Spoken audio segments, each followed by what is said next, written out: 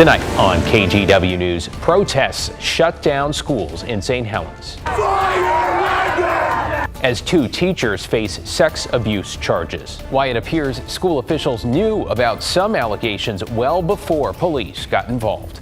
Plus, we're at a public park and, there should be public access. A big win for those who've been fighting for more than a decade to take a dip in Oswego Lake. Then a follow-up to a KGW exclusive into migrant families with young children full of hope but stuck living on the streets. And later, we're kind of the last party standing down here. Why a business that's believed in downtown Portland for more than 40 years is now being booted out of its building.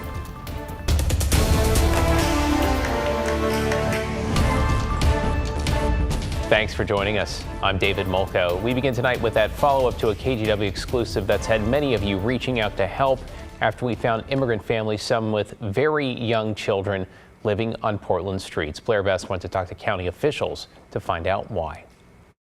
This month, more immigrant families are migrating to Portland at an unsustainable rate. Mothers like Jamie, who we first met on Wednesday, say they're told it's a city with available jobs and housing. Pido ayudas por aquí, por allá, pero pues no me ayudan. Resources in Multnomah County are at capacity, so families like Jamie's end up homeless instead. Que por favor me ayuden y que se compadezcan de nosotras y de mi bebé que está muy chiquita para llevar este frío en la calle. De verdad, ayúdenme.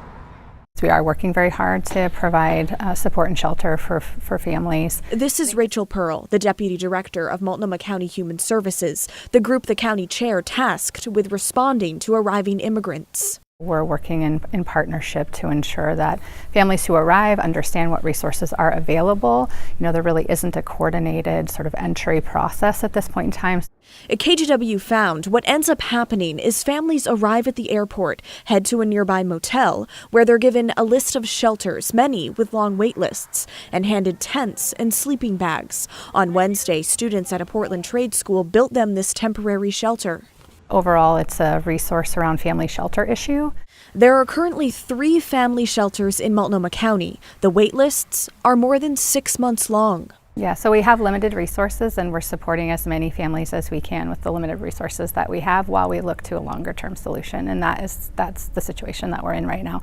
Multnomah County does not track the number of arriving immigrant families. Numerous groups are trying to help them, and they tell us they are currently in touch with 7 families with minor children sleeping in cars or outside. And the Salvation Army is, quote, actively working to find appropriate shelter options for them, though there are limited beds currently available for families in Portland.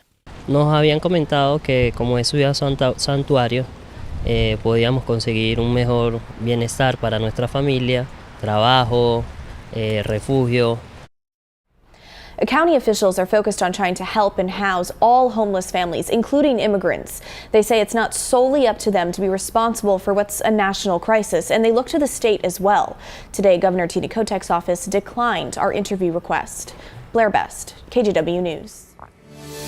In an update, school will be canceled again tomorrow in St. Helens, where students are protesting after a current and former teacher were charged with sexually abusing students. Well, that was the scene today outside St. Helens High. Some students and parents are calling on district leaders to resign, accusing them of not doing enough to protect students. The allegations here dating back to 2015. I think everybody, the superintendent needs to be fired. The school district, they need a whole new school district. Dr. Wagner needs to be fired. These kids need to be safe in this town, and they're not in this school. That's just one person we heard from. The second of 2 teachers, by the way, arrested was also in court today. Retired math teacher Mark Collins pleaded not guilty to 3 counts of sexual assault involving a minor. Current choir teacher Eric Stearns was in court yesterday. We learned the investigation into the 2 started after police got a tip about a TikTok video that included allegations against both teachers. Detectives say school personnel files from 2019 to 2023 show alleged victims did report some of the incidents to school officials. Stearns was still teaching at the high school until he was arrested on Tuesday. As we continue to follow these cases, the team at The Story is working to talk to people in the St. Helens community who have more information. If that is you, you can email thestory@kgw.com or call and leave a voicemail. That number 503-226-5090. Let's get you caught up on tonight's other headlines now. Vancouver police are looking for the driver involved in a hit and run that sent one person to the hospital. Investigators shared photos of a silver four-door hatchback they believe was involved. The driver is accused of hitting a woman around 5 last night on 4th Plain near General Anderson. The woman suffered serious injuries, though police say she is expected to survive. In Camas, a man shot by Clark County Sheriff's deputy is now out of the hospital and in jail. The sheriff's office says they responded last night to reports around 9:45 of a man firing a gun outside a home on Northeast Everett and 23rd. Deputies say there might have been a restraining order preventing him from being at that home or having guns. Investigators say the man went into a car in the driveway. Deputies moved in closer, they say, in an armored truck to try to communicate. That is when, for reasons we still don't know, the deputy fired the shot. Obviously, this is a very dynamic situation and it's going to be ongoing. It's going to be a while before we can put all the pieces together. The deputy is on administrative leave, which is standard protocol. And we have some new data on Multnomah County's deflection program. That's the system that's meant to move some people caught with small amounts of illegal drugs toward treatment instead of jail.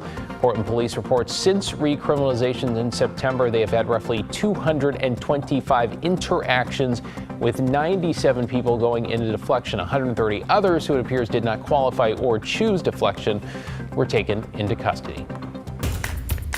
New at 11, a Clackamas County judge has issued a landmark ruling that opens access to tightly controlled Oswego Lake to the public. Alma McCarty's here. Alma, this legal battle has been going on for more than a decade. Yeah, 12 years in total. And it really all began, David, when one of the plaintiffs moved to Lake Oswego in 2007, eager to enjoy this body of water, to swim and to kayak, only to find out there was no access to it, even from the small public parks near the downtown.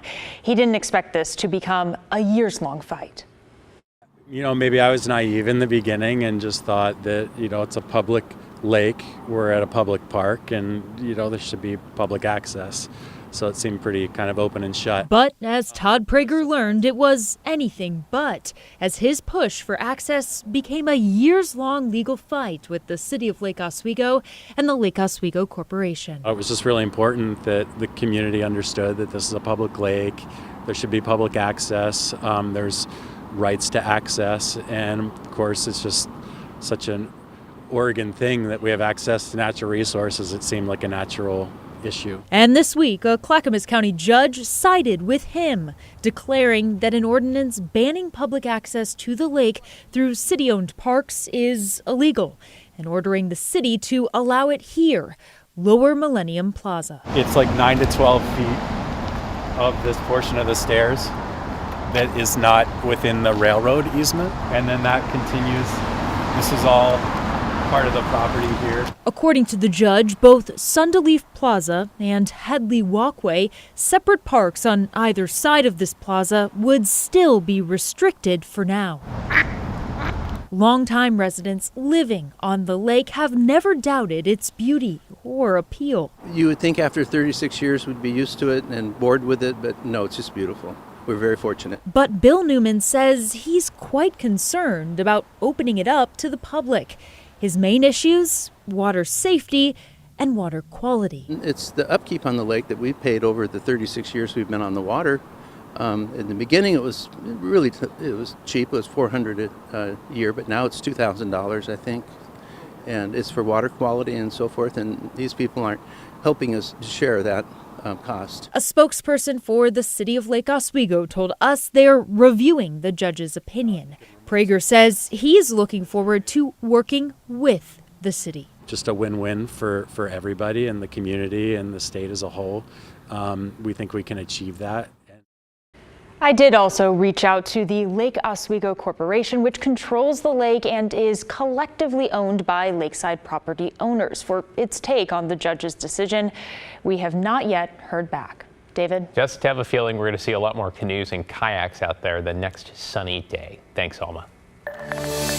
New tonight, a biohazard team spent the day cleaning up a Portland fire station after someone broke into the building and then left a trail of blood. This was at Station 26 on North Lombard. Authorities say witnesses across the street saw the suspect banging on one of the front windows while the crew was out on a call. That person got inside and ended up being arrested. This doesn't occur very often, and it doesn't appear as if this individual was acting aggressively and maliciously toward the fire service. It was just sort of an unfortunate situation that happened, and they acted upon their impulses. Officials say the person did not take anything or cause any additional damage. Also new tonight, neighbors near Columbia Park in North Portland gathered to discuss safety concerns following a shootout and street takeover both in that neighborhood. Those living nearby say they want city leaders to invest to make it safer. It comes after several homes and cars were struck by gunfire on October 15th. Investigators say a gathering at nearby Columbia Park ended with at least 50 rounds fired. I have a 2-year-old son that I play with in the park often, and the shooting actually happened right next to the playground. So it's an issue that's near and dear to all of our hearts. Earlier this month, a street takeover was also nearby along North Lombard and Chautauqua Boulevard. Police say nobody was hurt during that and 2 people were arrested.